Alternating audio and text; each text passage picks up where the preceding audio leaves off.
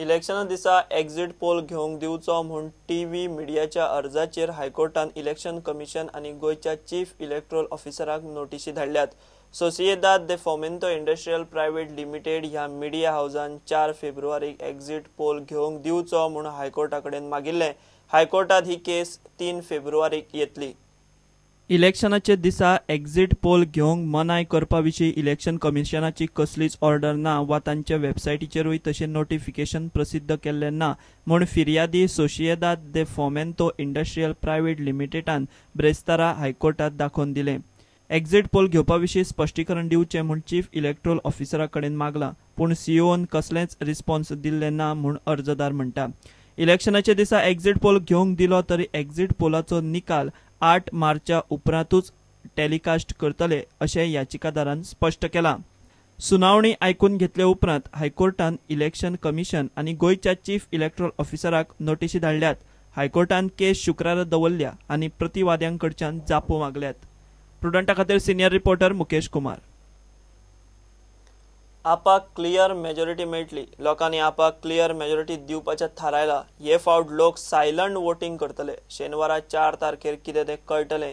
संधी साधू पक्षांक लोक बुद्ध शिकयतले म्हूण आपान दावो केला. दोतोर ऑस्कर रिबेलो मिडिया कडेन उलयलो.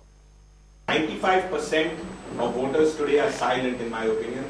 5% are making the noise, and that is the noise that all of us in the media or all of us, every force is hearing. We are hearing the silence. We are in touch with the silence. We Goa भर भोंवले आणि गोंयान आजकाल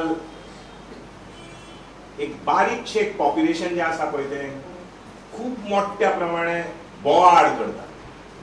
So there is a small section of people creating so much of noise, and all of us in the media, activists, columnists, कितें जावं ओ आवाज ओ बोवाळ आसा पळय तो तें आयकता. But Aam Aadmi Party has experienced the silence of Goans and people living in Goa. आमी जे ओग्गेपण जे आसा पळय तें सन्नाटा जो आसा पळय तो ताजो एक अदमास जाला आमकां, ताजो एक अंदाज जाला आमकां. आनी आमकां हें कळटा की गोंयचे लोक जे गप्प बसल्या पळय ते, जे ओग्गी बसल्या पळय ते, and that is an overwhelming majority across religions, across castes, across language divides and everything else. So Aam Aadmi Pakshak हे आमकां एक आश्वासन आसा हे वग्गी लोक जे बसल्या पळय ते की ते 4 तारखेर भायर सरतले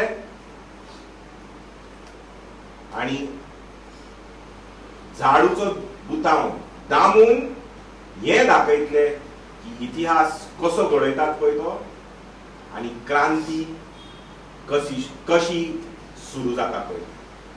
so silence of Goa is what is going to create history on February 4th.